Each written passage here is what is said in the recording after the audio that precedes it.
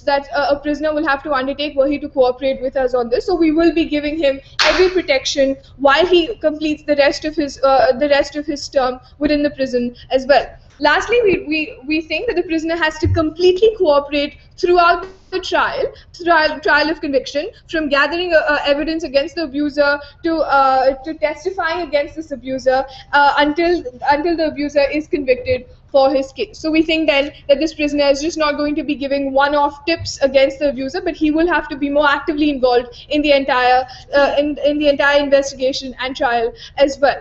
Now, having established that, the end goal that side government is hoping to achieve today would be to increase the reporting rates against abuse within prisons, and secondly, creating a far better model of justice within the prison system as well, something that is sorely lacking today. So I have three arguments for you today. Firstly, I'll talk to you about the nature of abuse within prisons, the way it stands today. Secondly, why our policy will definitely work. And thirdly, why our policy is principally justified as well. So coming to the first idea then, about how about the nature of abuse in prisons today. We see that the number of abuse cases has been on the rise in Western liberal democracies, right? So from things like rape, assault, torture, withholding of food, verbal abuse, psychological trauma that is inflicted on these prisoners. We think that all of these things are violations of the basic human rights of these prisoners, and that's a problem. And we think that this abuse happens in many ways. So firstly, you have this abuse which is being committed by other fellow inmates. So you have, and this is a result of the gang culture or the hierarchy which exists within prisons as well, which means that people who don't submit to this hierarchy, where you've got certain inmates who wield more power within the prison,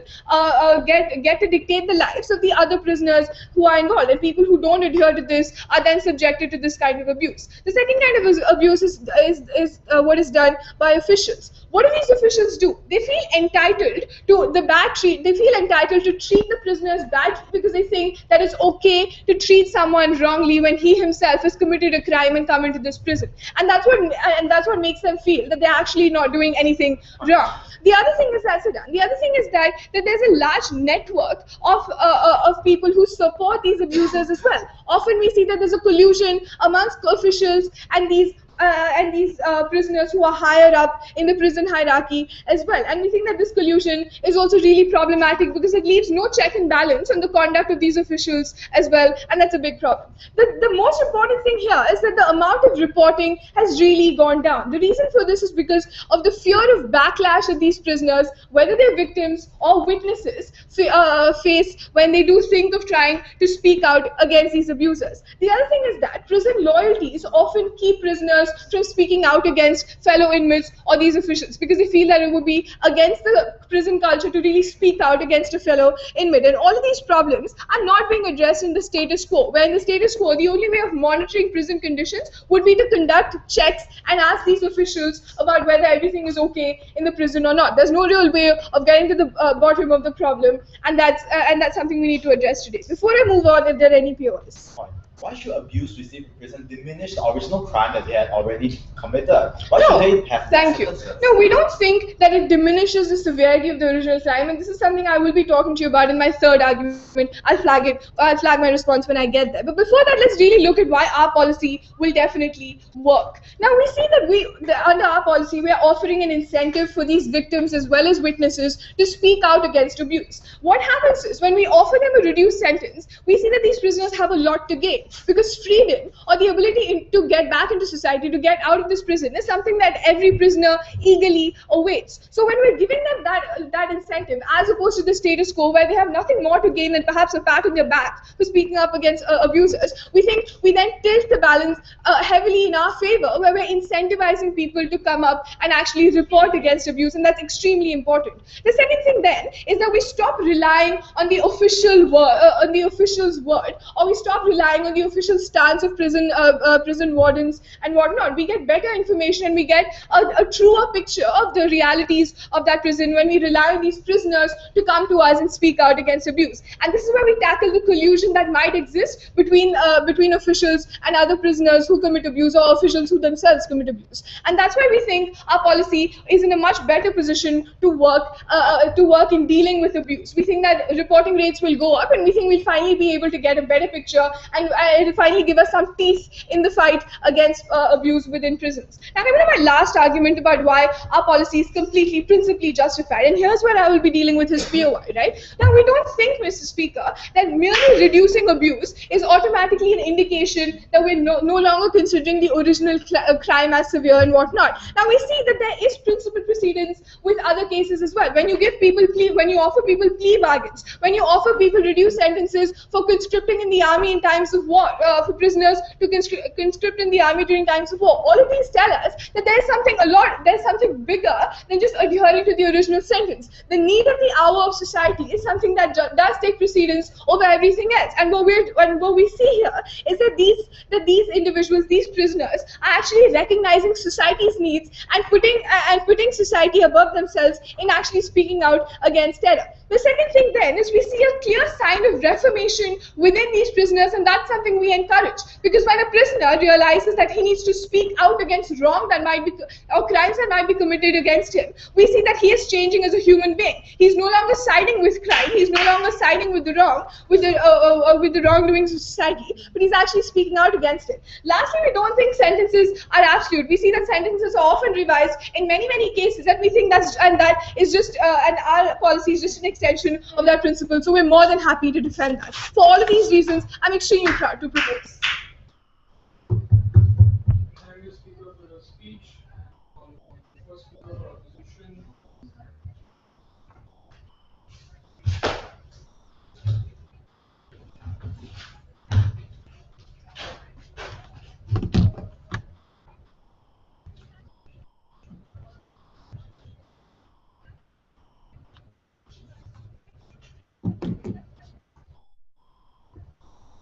The stance on side opposition is simple, Mr. Speaker. We believe that the crime should never be reduced. It should never be, the severity of the crime should not be reduced because of the fact that some criminals actually help speak out against other criminals and actually help convict them.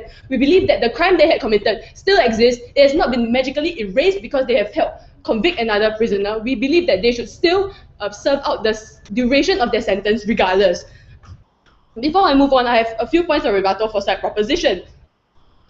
On their model regarding the how it will be severity grading rather than just full out removing sentences, we believe that they should not even give out these kinds of reduction in sentences, regardless of whether they actually help convict another prisoner or prison official, because of the fact that the sentence that they are serving out now is for a crime, a separate crime that they have already committed in society. For, let's say, a murder, they should actually serve out the full sentence for the murder, like say of life imprisonment, so on and so forth. Just because they actually help to convict another prisoner, another prison official, hold on a second, ma'am. A prison official does not mean that they did not commit a murder, and that does not mean that they should get a reduced sentence. Yes, ma'am. Given this uncompromising stance, what's your stance on plea bargains and things like parole then?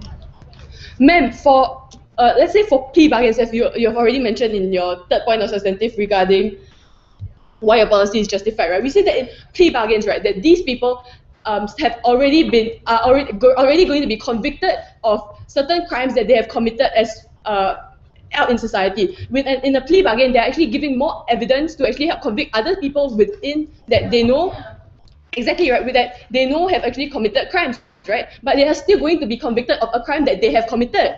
That the sentence that they are given is also the repentance, the retribution that they are going to receive for a crime that they have committed. Giving additional evidence to actually convict another person is a separate issue altogether. We believe that these prisoners should not be rewarded for doing so. Now, to my next point of rebuttal, before that, I would actually like to agree with that point on the nature of abuse, right? That these are all violations of human rights, which leads me nicely to my which I'll be talking about more in my second point of substantive, and I'll point it out later. Now, for the next point of rebuttal regarding why their policy of work on your second point, right? That it's an incentive for victims and that there's a lot to gain for these victims to actually speak out, right? But we say on side opposition, right, that this incentive is so much, you are going to give them exactly what they want, giving them a reduced sentences. That means you are actually enabling them to actually get out into society earlier. So we say that this is very open to exploitation from the prisoners inside themselves, right? That they may exploit this olive tree branch that you are offering them,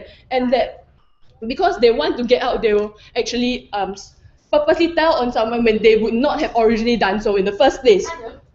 No, ma'am. Now on to my first point of on to my first point of substantive regarding the motivations of punishments. No, ma'am.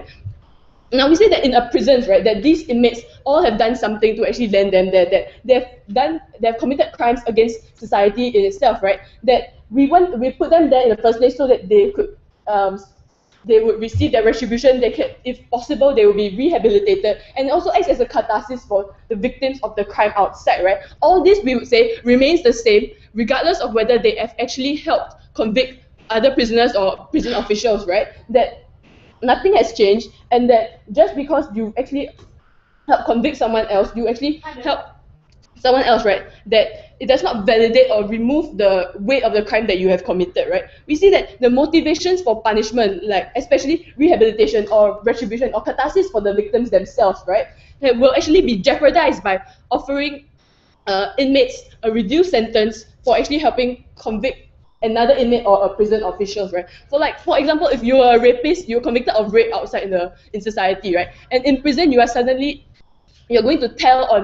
going to report another rapist to get a reduced sentence, right? We see that yes, this thing is very ironic, but then we see that this does not help the rapist, right?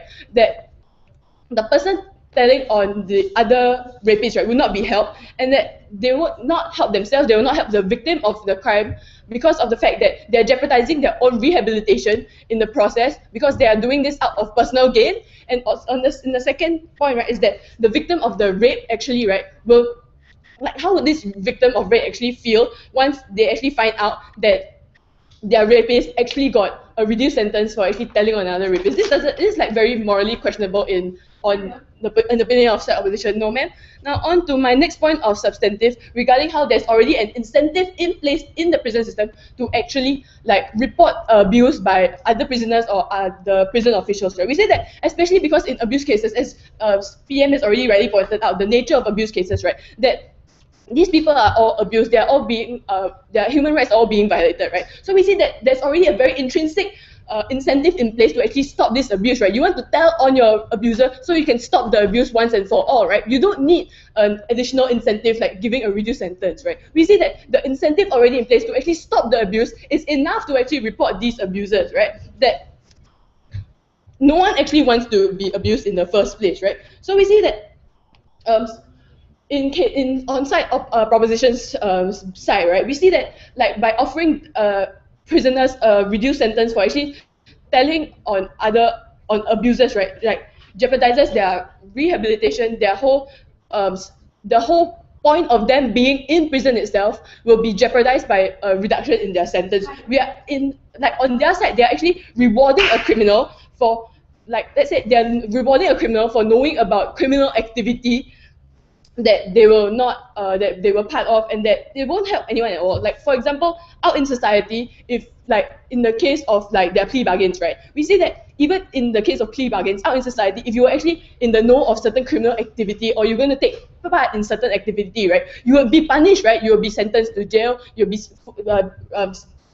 be serving out a sentence later in prison. However, like if you put it in a prison context, in this case, right, you're a criminal still, right? You are going to report certain criminal activities, but you are being rewarded for it instead of being punished for it. You're going to be given a reduction in sentence, right? We see that this is very morally irresponsible on side proposition, and that these double standards should not be held up at all, right? So we say that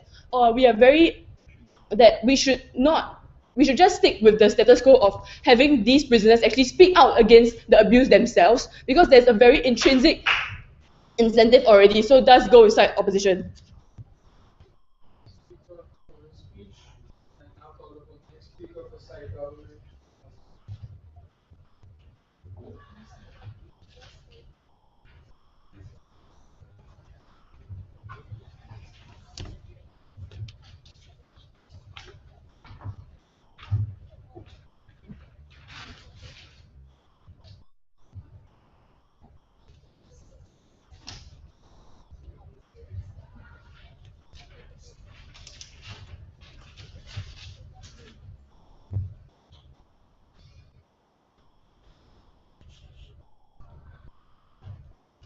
Team stance from NTUA is simple. We believe that justice is more than arbitrarily adhering to a random given prison sentence simply for the hell of it.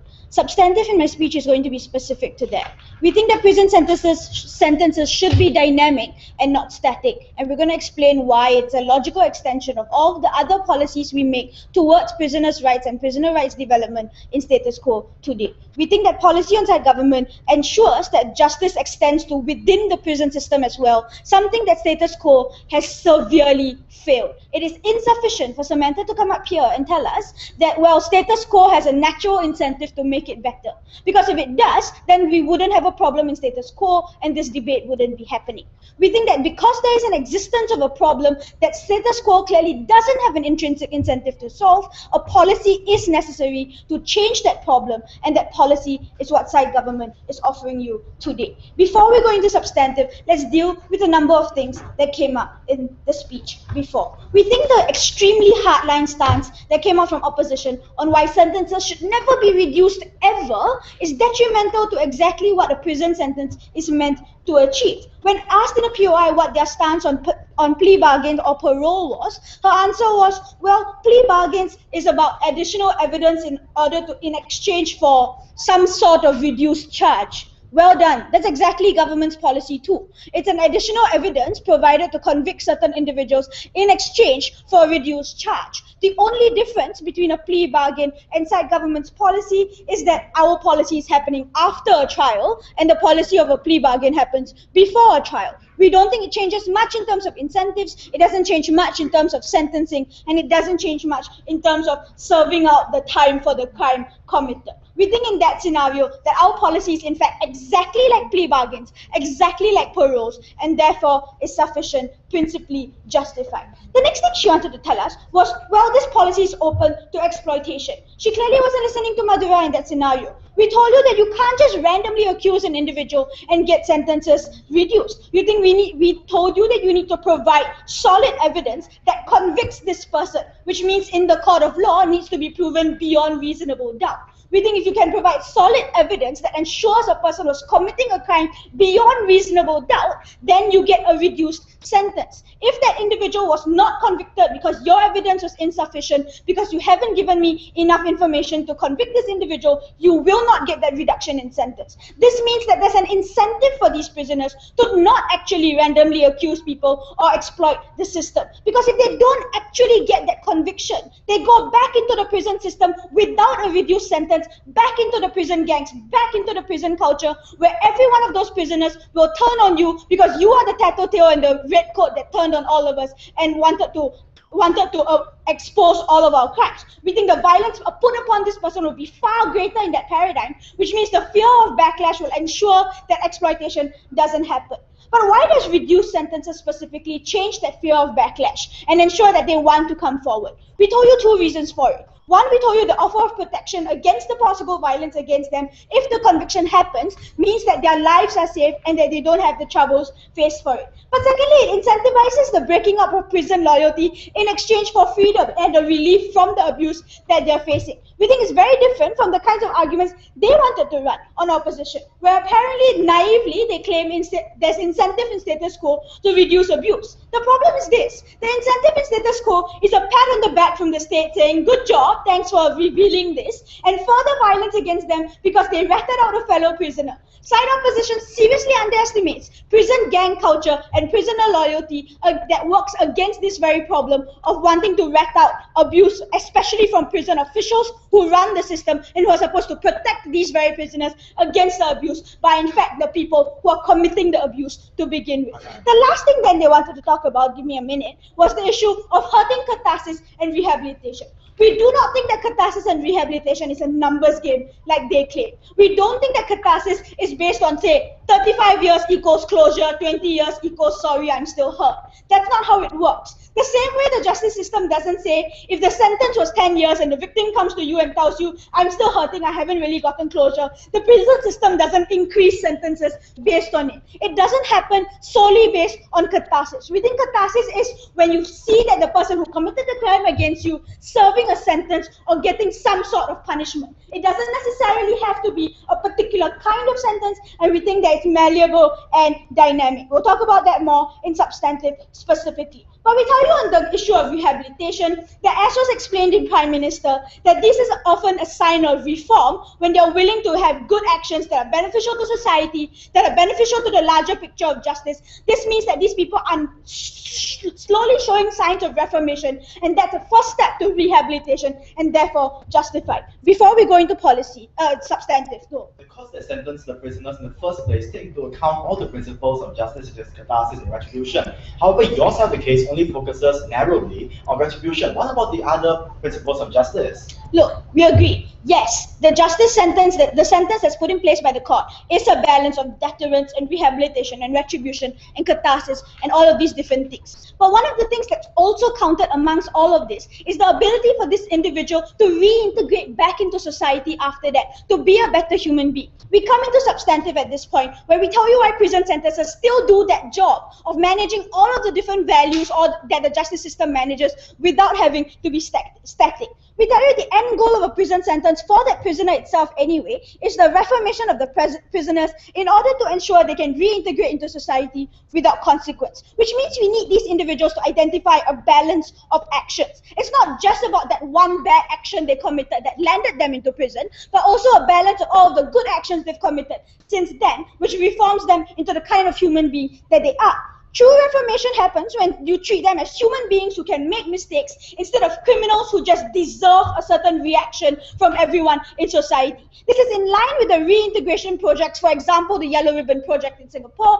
or initiatives that states take today, attempting for society to see these individuals beyond the convict label and the actual good that they can do to society. The balance of probabilities of actions of what good they do for society in contrast to that one bad action that they've done needs to be taken into account in the labeling of these individuals or into the sentences that they take. If we truly believe that prisoners' rights is a system that exists, that we want to help these individuals, we think we need to constantly monitor the development and progress of the prisoner and adapt sentences accordingly, which means that that's in logical extension to things like parole, release on good behavior, or plea bargains that happens in society today. We think our policy is a logical extension of status quo and works in a favor of solving the problems of status quo that side opposition isn't doing. We're very proud to propose.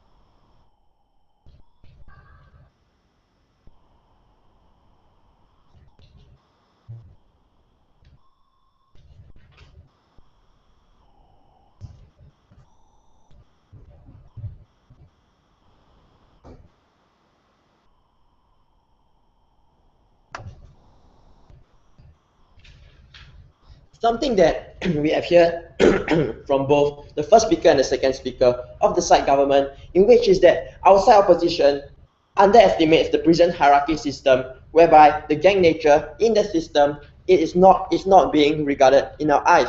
However, what we like to say is that what my first speaker has already said is whereby having this policy put into place, it will be produced into more exploitation and will be used in order to turn the prison inmates, and this will be used in order to create more problems within the prison itself and will do more harms than the benefits that they stated. Although the second speaker of side government has talked about that the exploitation would not come true and it is forced in their kind of in their paradigm. However, now I would like to present to you a few rebuttals in order and produce a few rebuttals and two substantives in order to do so. Firstly to the rebuttals on why the exploitation would still carry on. Firstly, we see that in this situation of the paradigm in prisons, whereby in the paradigm of status quo, you see that the gang nature is currently still going on, whereby there's different gangs within the prison itself, and by having this policy put into place, we see that having the gang nature. Having this policy put into place, we see that this is an exploitation purpose whereby the different gangs within the prison itself can use this method in order to use this method in order to harm other individuals within other gangs. As you see that within the nature of prisons itself is a secluded environment whereby they have no third party, where this is all where this is a first party witness, whereby the individuals within the gang and the prison inmates will see each other and will see the abuses that will be occurring. However, this is only within the prison itself, and there will be no third party witness in order to validate whether this is a true event going on. Therefore, we see that by having this, by having the environment of prisons by having prisons, the environment of prisons in this situation, we see that furthermore, we see that in prison itself, there are no other ways in order to reduce the prison sentence, and by having this policy put into place, the sole purpose of the individuals in order to reduce their prison sentence will be in order to search and to find other abuse cases in order to reduce their prison sentences. And therefore, we see that in this paradigm, many of the gang members within the prison would be exploiting this fact and will be using this fact in order to harm other gangs and to harm them into creating more problems by having this policy put into place. And coming down to the second point, whereby they said in the first speaker, where the incentive for victims, whereby on the first speaker where she said that it's an incentive for the victims, and why will it work? Because it will allow the victims to be incentivized to do so by having their prison sentence reduced. However, we see that this is a huge problem as it affects detrimentally the two other pillars of justice, which is to help the rehabilitation process, and this would be a misuse of the policy, where we see that in my first substantive, I'll tell you more about how it will create more abuse within the prison itself and affect the rehabilitation process of the prison inmates in order to create more problems for them. And coming down to my first substantive, I'll be telling you about the nature of prisons. We see that in the prison environment and settings is created to make the criminals repent.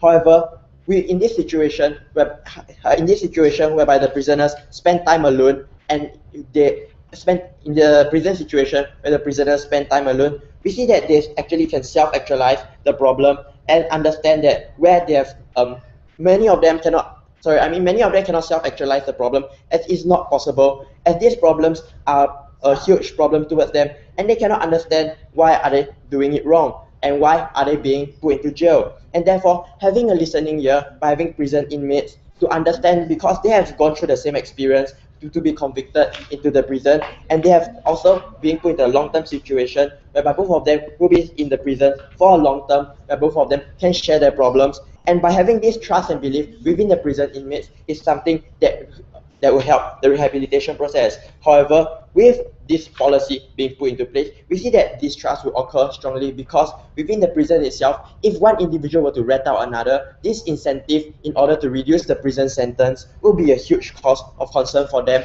And because of that, we see that this distrust may carelessly lead to and this distrust within the hierarchy of the gang nature itself will lead to further problems. And therefore, we see that many of the individuals having the gang nature put into place, we see that although they may be protected within the prison sentence itself, when they are being put into the society once again after their prison sentence would end, we see that the problem is that the gang problems will stay within them and within the society, and after they are released into the society, we still think that these kind of problems will still occur.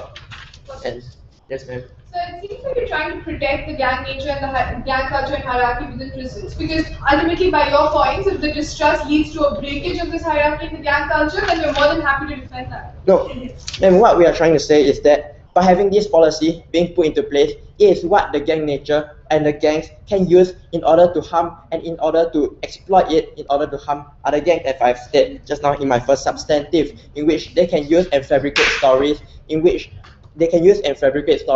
order to harm other gangs. And secondly, to my second point of substantive, in which how this misuse of policy, because we see that in the nature of gangs, there are only verbal witness, in which how the truths, on these truths are only being convicted in court through verbal witness, because it is only the gang members whereby they can see what is happening, because they are the only people within the jail itself. If let's say there are officials to see them whether they are in jail, these officials, and most of the abuse, it will be carried out in places whereby it is not seen by these officials, and it will be carried out in these places where only this witness would be seeing them. By having this and this witness will be seeing them. In this situation, we can see that the witness will be easily able to fabricate the stories in order to cause the harms towards them, and therefore we are extremely proud to oppose. Thank you, Speaker, for his speech, and now call upon the Speaker of the side government.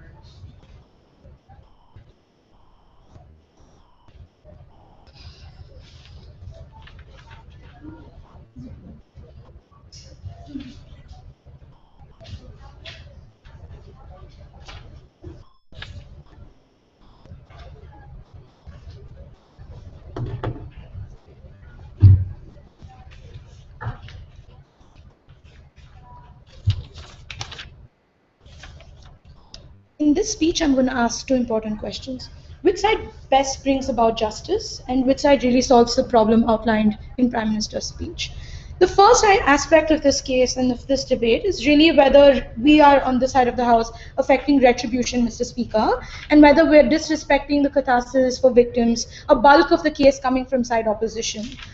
Adding on to what my teammates have already rebutted, to which we didn't really hear much of a response to, we need to first analyze whether retribution in and of itself should be pursued at all costs or for a greater social good at the end of the day. Because from what it seems as a comparative, opposition is trying to push for retribution at all costs, Mr. Speaker, but we think retribution needs to have an end goal, i.e. of a greater social or moral good that comes out of it. And that's where we differ on side government, because both sides give you retribution at its core, right? Even on this side of the House, we tell you that we're still giving a base number of years even within that prison sentence. It was spelled out clearly for you in our model, but that's exactly where we tell you that retribution can't just be static, because at the end of the day, that retribution needs to leave communities or individuals better off as a result of pursuing that goal. That's why we think that justice can't be an end in and of itself, but a process that works towards that end, Mr. Speaker, and that's why we are proud to defend that on this side of the House. But secondly, we would like to point out that there was an abject lack of engagement with Viha's substantive. So when she told you that there is an important need for justice systems to be dynamic, and therefore prison sentences as a logical extension to that also be dynamic, we didn't hear a response coming from that, and we think that's particularly problematic.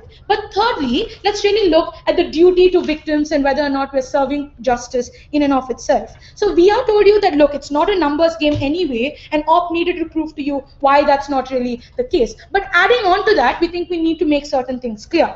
One, we don't think it's the duty of the court to look at purely the idea of justice from a victim's perspective. If that was the case, we'd be looking at very vindictive justice, Mr. Speaker. We think that's a bad thing. But secondly, we think sentencing itself is a validation of the victim's allegations against that particular criminal. We think the mere fact that we're sentencing this individual, that we're putting them into jail, is already the kind of court's moral or legal duty to the victim, and it ends there. That's particularly why we think that on a third level, that courts need to be increasingly objective and increasingly fair, because otherwise we wouldn't have anything called prisoners' rights, anything like rehab to begin with. That at the end of the day, the idea of the court is to play that neutral legal role, Mr. Speaker, and that's exactly why we tell you that the victim's need for catharsis can't be the be-all and end-all of this debate. That's why we tell you that it needs to be balanced with the greater good that comes out of it. But the fourth aspect under this first clash, and here's where I directly deal with the previous substantive,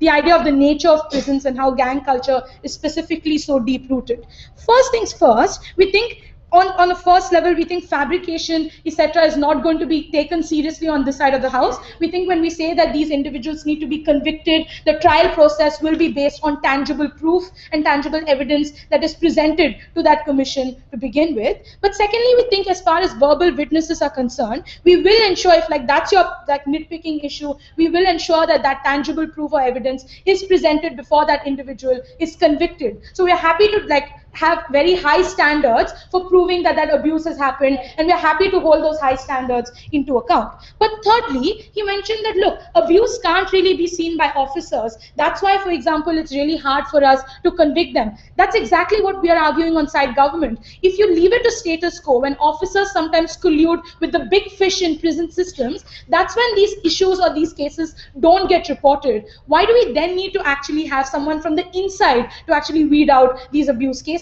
It's because officers don't sometimes, they're not privy to things like the politicking that happens within prison systems. These inmates are the ones with that unique perspective within the prison systems, which is why we need to then commend them for the risk they take. They never dealt with that nuance because they just kept saying, look, if the officer can weed it out, or if a CCTV can do it, why shouldn't we just let it be? They need to then therefore tell us, Mr. Speaker, that at the end of the day, if gang culture really can be exploited, so we are happy on this side of the house, if one gang goes against the other gang and reports abuse, we think if the end goal is that abuse goes down, we are happy to take that on this side of the house. Second issue, but before I go on, I'd be happy to take a point.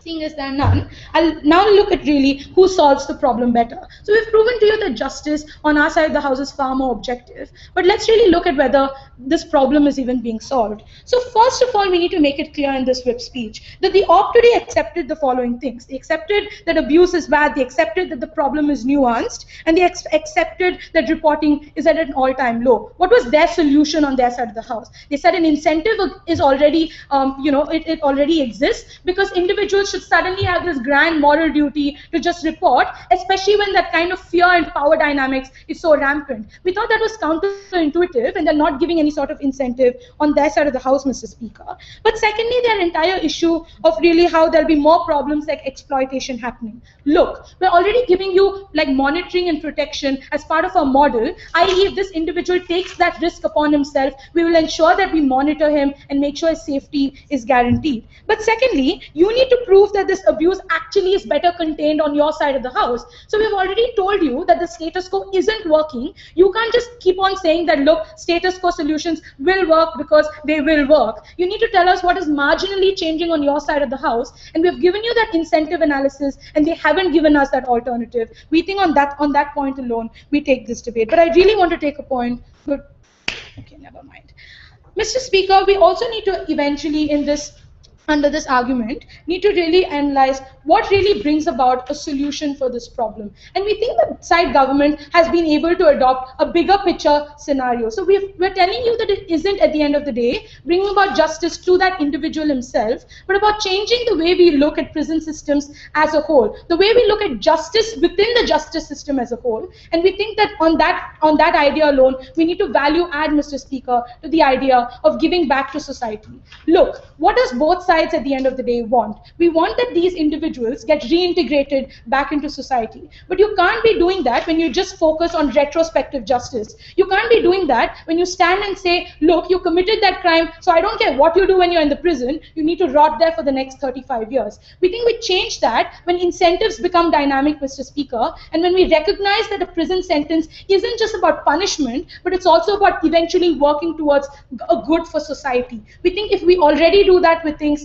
like bargain pleas, for example, or for example for things like parole, we think then we can logically extend this to other aspects in this case. I've never been more proud to propose.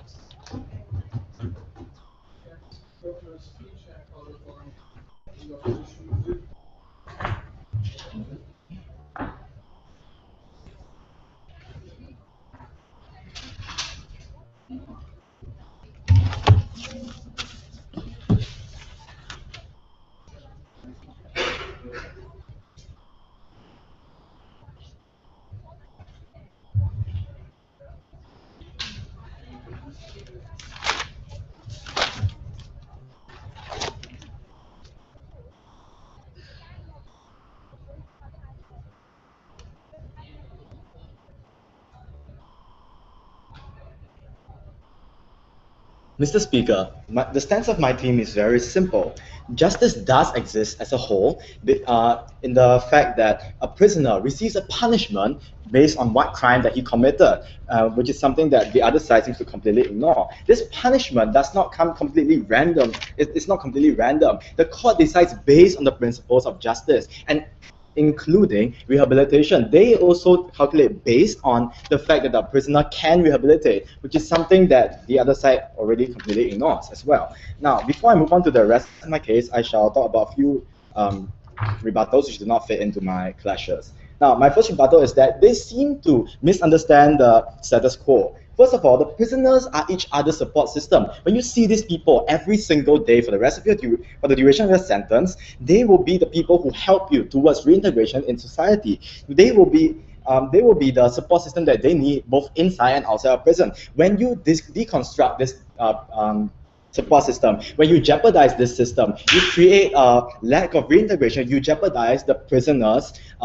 rehabilitation process. Also, on their point on collusion, no collusion system encompasses all members of the prison. There will always be a check and balance that exists in the form of people which are outside of this collusion system. And this check and balance already exists in our side of the case. Now, on to my clashes for today. I have two main clashes to bring about this debate. First of all, which is better for the prisoner? And secondly, which is better for justice and society as a whole? Now, towards which is better for the prisoner, I will be talking mainly about the rehabilitation process. Now, they impose a very horrible double standard for these prisoners when they create incentive to report for these crimes. Like on the outside, witnesses on the outside have no reward for reporting a crime. They do not get any special treatment for when they report a crime whatsoever. But on the inside, you give them special treatment. You give them a huge reward, which my speakers have already stated, as it runs contrary to the whole rehabilitation process. When you teach them that knowing about crime, being part of a crime, and only after that telling on the crime, not stopping the crime, but telling after the crime, that this is a very mixed message they are sending to these prisoners and will jeopardize the process of their rehabilitation. Now, if they want to truly repent, if they want to truly reintegrate to society, they will do what people on the outside would, as my speakers have already stated. They will do the unquestionably right thing without need for reward. They will do so based on moral desire. The already existing reward of stopping abuse works. More than that, it also increases the perspective of these prisoners. It makes them see what the abuse towards the abuse they dole out to society feels like when it's done to them. Furthermore, this reintegration that they keep to promote does not work when the reintegration itself is based on a crime that they have committed in the first place. Yes. The system of parole and status quo is when prisoners are allowed to be released earlier due to meeting certain criteria despite the specifically advocated sentences. Why is this change in sentence okay in parole but not in government policy?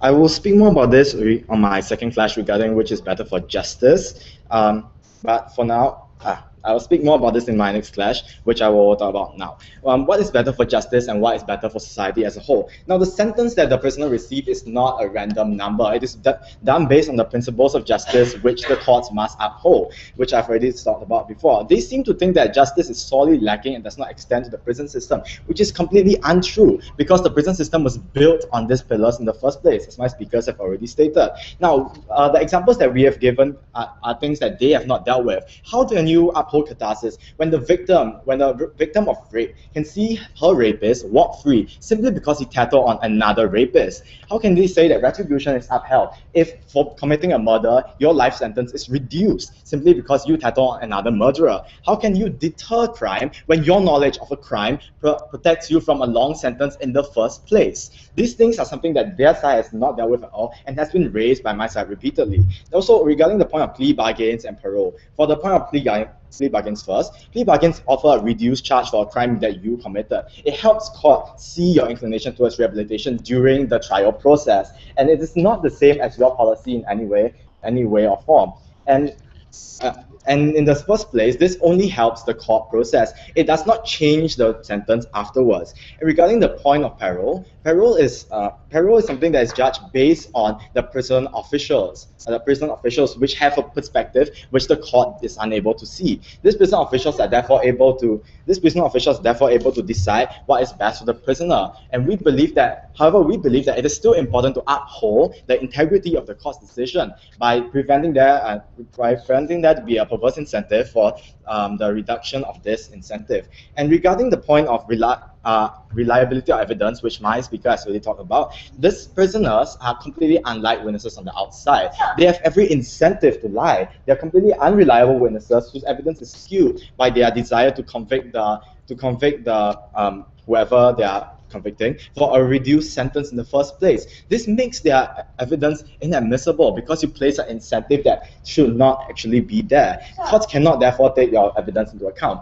Furthermore, even if we accept that they can take this evidence into account, the fact that there will be so many claims seeking to reduce their own sentences will only serve to bog down the justice system. When there are so many people who seek to use their claims or their one-off rumors to prove a crime and to convict someone else. That policy as a whole diminishes the severity of the crime that someone has committed, which has been already decided by the courts. Now, my side has proven to you exactly that we uphold more principles of justice. We uphold catharsis towards the victim. We uphold retribution towards the prisoner. We even uphold more rehabilitation towards the prisoner himself by establishing a more powerful support system as a whole, and by ensuring that the prisoner itself is doing things for the right reasons, is doing things for the right intentions. We have also proven to you that justice system will be better off without their policy, without the unreliable evidence that they will be bringing to the courts, without the jeopardizing of original principles that are already in place,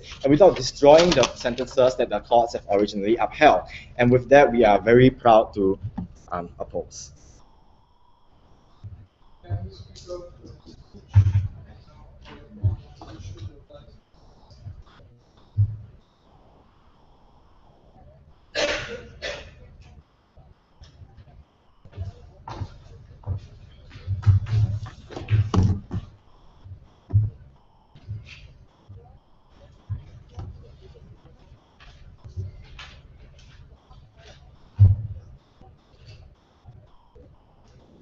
Mr. Speaker, our stance from the get-go has been simple, that prisoners should be punished for the crime that they have committed, and that they should not be receiving rewards for helping to convict others of a separate crime. That's has always been our stance from the get-go, right? We see that when the side government introduces a policy that reduces a sentence for certain prisoners that tattle on others, right? We see that this undermines the motivations of the original punishment for these criminals in the first place, right? We told you that these people have to repent for their crimes, that they have to serve out their sentences in order to actually sort of be put under rehabilitation, to actually repent for their crimes in the first place, right? We see that under their side, under the paradigm where you actually offer reduced sentences to these prisoners, right, you undermine these original intentions of the punishment in the first place.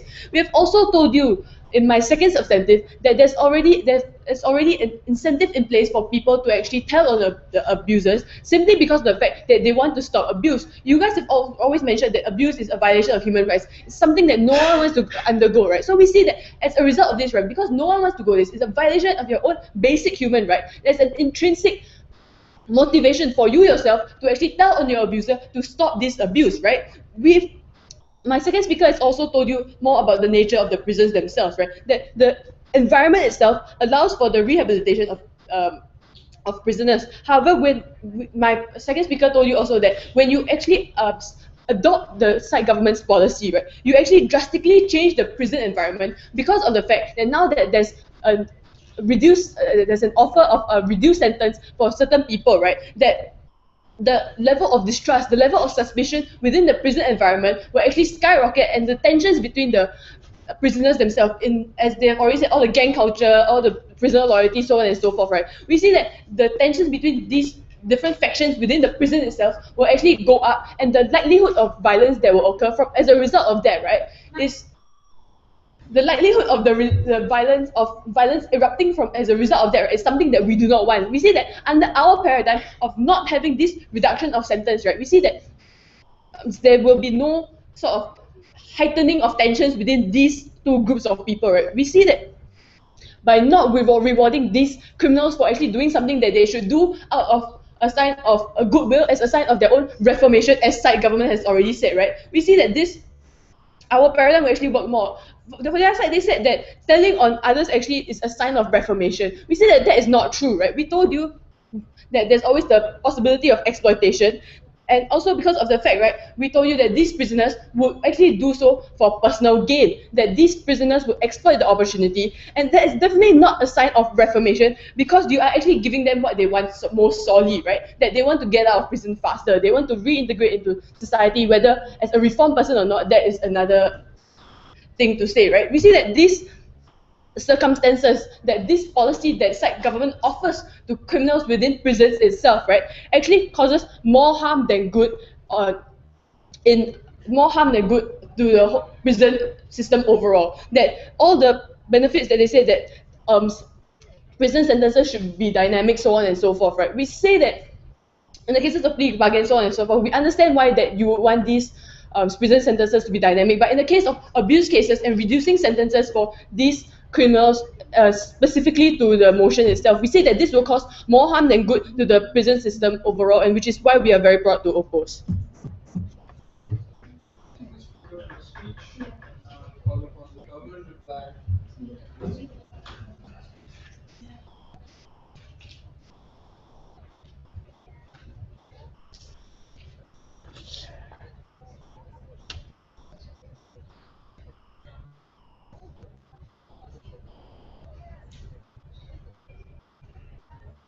Mr. Speaker, apart from the negative case that was more or less run by side opposition, we also see that there was a fundamental contradiction in their stance. While they came up and repeatedly told us that they would not want to see any compromise on the sentences that are meted out by courts, they were more than happy to defend plea bargains. They were more than happy to defend parole. Now we see that not only is this principally inconsistent, but we also see that this is a huge concession that they're making to our principle, what we're standing for. That in cases where there's a greater good to be achieved, when more criminals are being caught, where abuse is being tackled, where people are finally standing up and putting society's good above their own personal gain, we think it is a good thing to then reward that kind of behavior. We also told you, apart from the precedents that already exist, and because of which we are extending that principle with our policy, we also told you how people how prisoners speaking out against abuse is a sign of their reformation as well. We told you how the fact that they are putting themselves through the entire process of trying to bring down this abuse is something which is going to be greatly beneficial for the culture of that prison altogether.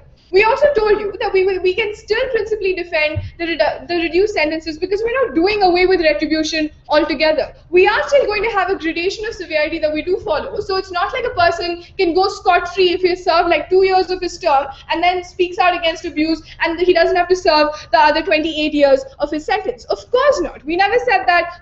So the entire argument about how the catharsis of the victims is going to be hurt really does not stand, right? But more importantly, let's look at the second big chunk of this debate, which was whether this policy will really work in meeting the aims that we set out to achieve, whether it's really going to change anything in terms of tackling abuse within prisons.